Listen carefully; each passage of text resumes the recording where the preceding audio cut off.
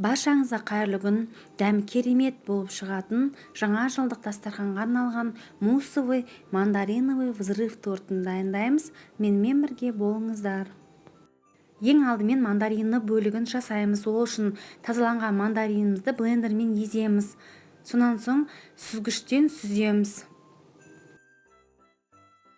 Пешке қоятын ыдысымызға мандариннің пюресін аздап судан және құмшекерден қосып, орташа отқа қыздырамыз. Мусты тортымызды осындай формада жинайтын боламыз, және де ортасындағы конфиін темір қалыпқа құямыз. Оны міндетті түрде жан-жағын сулап, пищевой пленкамен тартып қоямыз. Егер пищевой пленкаларың жұқа болса, 2 рет тартып қойсаңыздар болады. Егер сіздерде бұндай форма болмаса, кез келген кольцоға істей берсеңіздер де болады. Шамамен 60 градусқа дейін жылытылған пюремізге алдын ала бұқтырылған желатинімізді микротолқынды пешке салып 2 секундта ерітіп.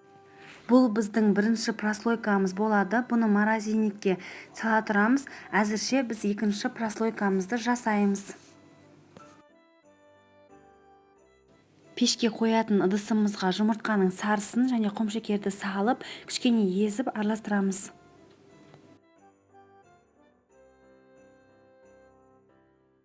Крахмалымызды саламыз, және де мандаринді согымызды құйып, барлығын араластырып, отқа қоямыз. Оттың астын ең төменгісіне қоямыз. Үнемі астын араластыра отырып, осы массамыз қоюланғанша күтеміз. Қойытылған массамызды тез су үшін бөлек ыдысқа құйып аламыз. Қайнатпалы кремімізді 60 градусқа шейін суытамыз. Сонан соң алдын ала бұқтырылған желатинімізді микротолқынды пеште 2 секундқа салып ерітіп, осы массамызға қосып араластырамыз.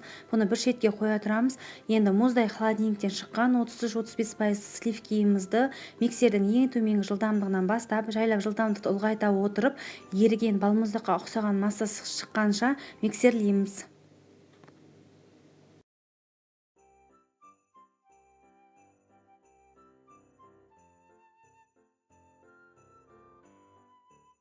Өзімізге ыңғайлы болу үшін сливкиімізді бөлек ыдысқа аударып аламыз, және де қайнатпалы кремімізді қоса отырып араластырамыз. Осы массамызды бағана дайындаған бірінші слойымыздың бетінен құйып, морозильникке толығымен шамамен 2-3 сағатқа салып қоямыз. Осы салған слойларымыз толығымен қату керек.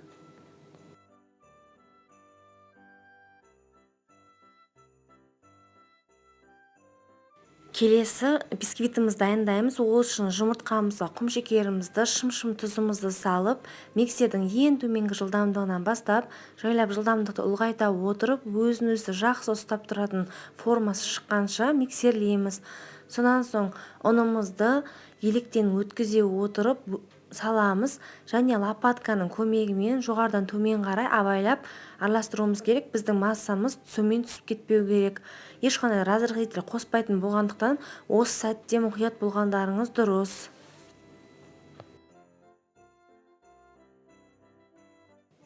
Противенге пергамент қағазын төсеп, қамырымызды құйып, әдемілеп жайып шығамыз. Қызып тұрған духовкада 180 градуста шамамен 10 минут пісіріп аламыз.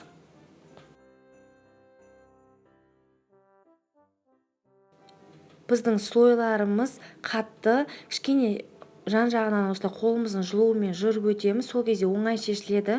Шешіп алып, морозильникке уақытша салып қоямыз. Толығымен суыған бисквитімізді бағана конфес деген формамызбен кесіп аламыз.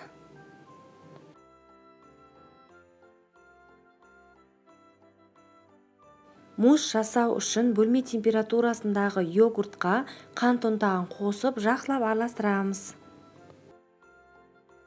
Алдын ала бұқтырылған желатинімізді микротолқынды пеште кішкене ерітіп аламыз. Сонан соң йогуртымызға қосып араластырамыз. Менде желатиннің құрамында осындай түйіршіктер болғандықтан сит арқылы өткіздім. Мұздай холодильниктен шыққан 33-35% сливкиімізді миксердің ең төменгі жылдамдығынан бастап, жайлап жылдамдықты ұлғайта отырып миксерлеп, осы массамыз еріген балмұздаққа ұқсаған масса шыққанша миксерлейміз. Біздің сливкиіміз дайын болды. Енді оған дайындап қойған йогуртымызды жайлап қоса отырып, лопаткамен не болмаса венчикпен жоғарыдан төмен қарай абайлап жылдам араластырамыз.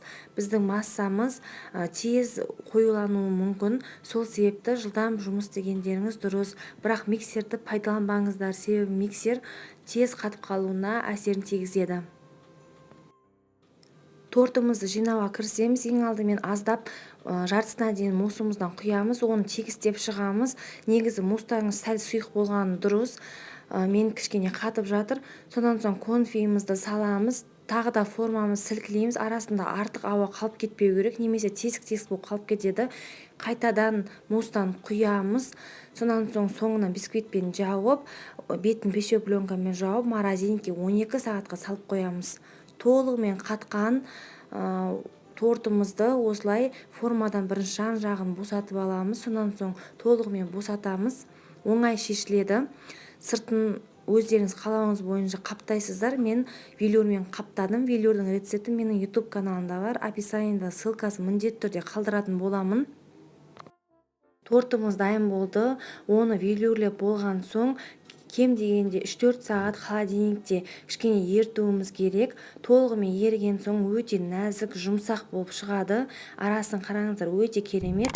Егер сіздерге ұнаса, лайк басып, пікір қалдыруды ұмытпаңыздар.